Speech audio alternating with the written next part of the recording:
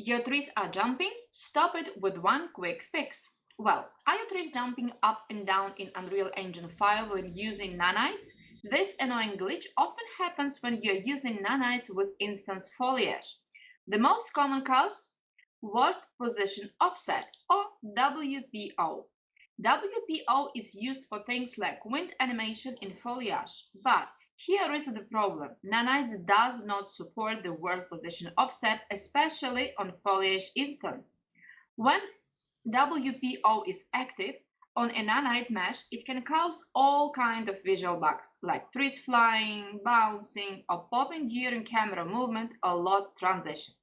To fix it, open your foliage material and disable world position offset logic. Just take off this checkbox. Once it's off, your trees should behave normally again. Just take a look. They are on their places. That's it. No more flying forest.